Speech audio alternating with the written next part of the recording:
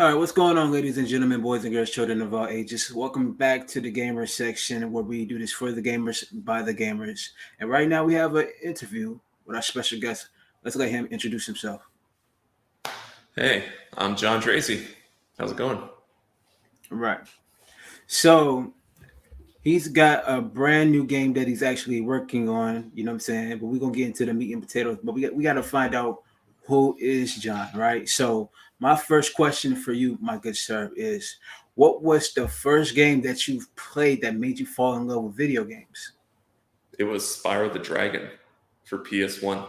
That was the first video game that I got. That's what made me want to get one and beg my mom to get me one. And even that was kind of, bumpy because the PS1 that I got, it didn't have the DualShock, the dual sticks. It was the original. And I'm like, something's missing. This isn't like my friends. So she had to return it, go back to the store, get a new one, and finally had a Spyro, and I loved it. It was really inspiring game, lots of secrets, good speed, especially when you're charging and you're chasing after the egg thieves. That's my favorite part. Yeah, that was epic back then. But let me ask you this, like Spyro, have you returned to the new collection, like new re-release of the games that recently came out? Yeah, I think they did a pretty good job bringing that back to life and really showcasing, let's say, how good it is to be small scale. Because I noticed the levels aren't that big. Like in modern games, there's a whole thing about like going bigger, free open worlds. In Spyro, they are really small, sectioned off levels with like sub levels in between. I think that's refreshing, actually. It is. Brings back childhood memories from playing that game. So, like, what inspired you to get into game development? I would say just a little bit of frustration, actually. I used to play a lot of MotorStorm back in the day. You know how it goes. Sold my PS3, got a PS4, and I was running through the store, and I just couldn't find anything similar. Like, yeah, there's Dirt. Dirt is not the same. I rolled to the Xbox store. They have Forza Horizon, but even that's not really the same. Like, it's very forgiving, very fast. But MotorStorm, when I went back, I ended up going to a local game store, picked up an old PS3, got MotorStorm for like, $90 total package. And it was slow, man. The vehicles, even when they go at max speed, you're really chugging along. And when another car hits you, it's a slow turnover. The physics were very weighty. And I was like, okay, this is not how I remember it. And I was hooked again. And I wanted to go back to that. I'm like, where's the remaster? I mean, Sony has so many remasters. Why is there no MotorStorm remaster? So that was my goals. Like, I wanted to go back to Monument Valley. I wanted to bring back that feeling of like risk reward, sort of methodical racing. Yeah, we kind of talked about stuff like that on a few podcasts ago about franchises that need to return, and one of them is actually, and MotorStorm is actually one of them that needs to make a return. Well, the game that you're making is kind of like a spiritual successor if you think about it, in a sense, from what I've seen. We try not to say it because we are doing our own thing. But what I really liked about MotorStorm was, man, they had crazy car names. They had wild designs for every single one of them. Like, they had personality. So that's all we're trying to do, is just bring back that personality and that insanity to the gameplay. The toughness, like, it's going to take you 2 or 3 laps to get to the top 3. And that's with a little bit of luck too. Like, no rubber banding. MotorStorm's notorious for rubber banding. We don't have any. That's true. We're trying to pay our respects to like those geniuses and trying to like latch on to as much knowledge as we can, because they did a lot right. That's true. It's very fascinating about the game. But all right, let's dive into the studio, right? Because I know you just said it was frustrating about not having these remakes and stuff or remasters, right? So like how did the opening up of your studio came about? What was the idea behind opening up a studio?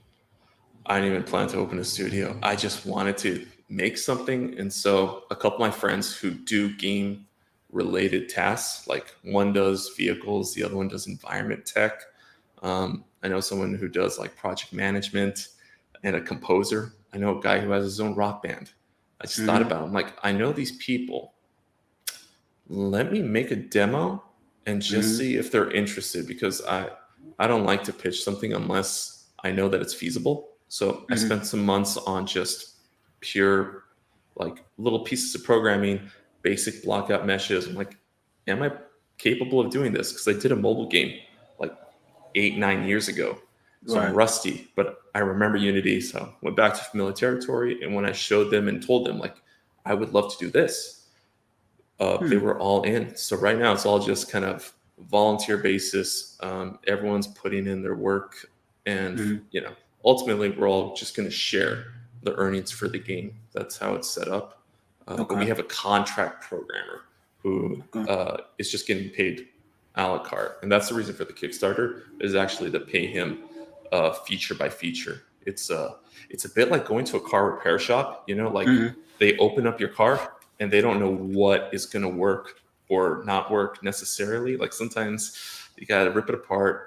I've seen the debugging process live, and making little hooks in the programming, and seeing what breaks. And it's very interesting.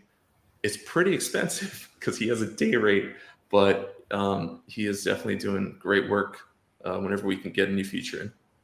Man, that sounds dope. That sounds really dope. So to the people that don't know, like to the people that just tuning in, like tell people about Motorcub RC. Like what is the concept behind this game to the people that don't know?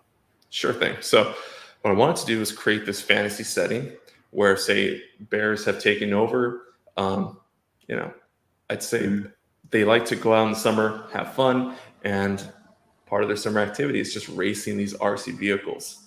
And they go out, do what they can. Currently, what we're working on is that they've chiseled out sections of Monument Valley for recreation, and that's why we're going to have like smooth sections and rough sections. Right. So the whole point was like, okay, if I had humans, I know what humans would do. We all know the game on PS3 that I cannot name. It's based off like Burning Man. It's like, okay, so what would bears do? And so if you look at the vehicles, like the first one, the small green one, the Italian Gragliano, it's got teeth on the front. There's like claw marks on the van, the medium class vehicle. Right. There's a lot of like personal touches. And what really intrigued me was, games, they have a lot of product placement. Well, what if we did fake product placement from their universe? So there's all these possibilities of making it unique and making it fun. Like there's one billboard sign that says like Polar Ice. There's one that's like Ma and Pa Donuts, or Panta, like Wanna Panta. We have all these little puns and fun things we're trying to add in. It really inspires us to, be creative. Oh, that's dope. That's dope. So let's talk about the engine. Is the engine of the game being built from the ground up, or are you using Unreal Engine? What type of engine are you using for this game to create this game? We're using Unity. As explained to me, there's a lot of good built-in functionality, and a lot of what's programmed isn't actually like, I'd say, nuts and bolts. It's using built-in features and then combining them in interesting ways. And so that's why I've stuck with Unity. It's familiar. It's pretty stable. We were on 2019 up until 2 weeks ago.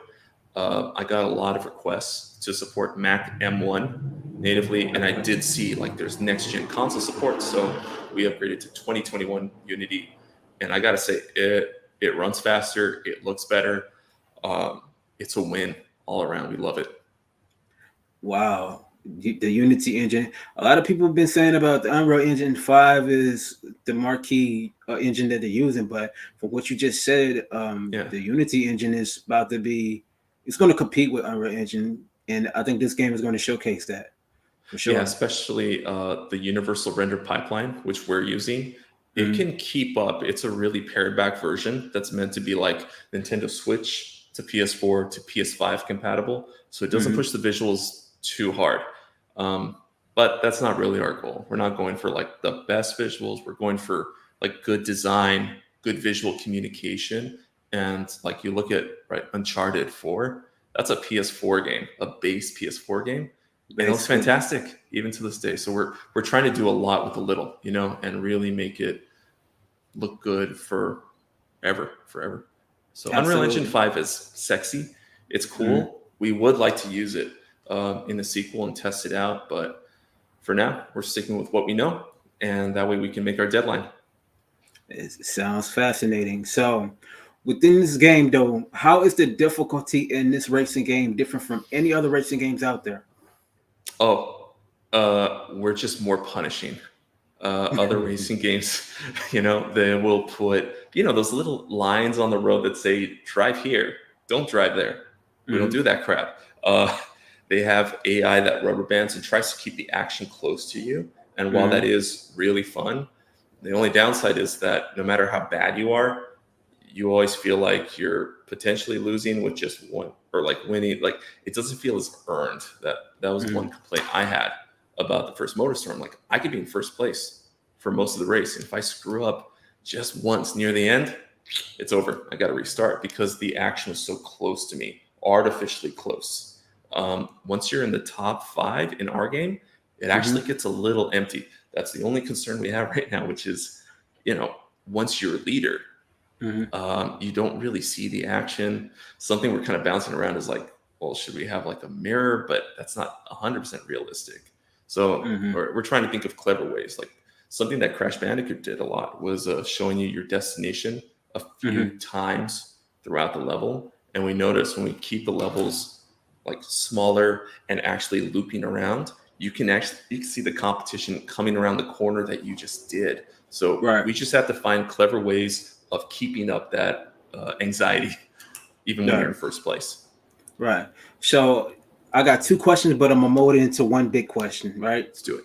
Yeah. So, would this game have some type of story mode, or will it be just a straight up racer? And also, what type of modes will be in this game? Sure.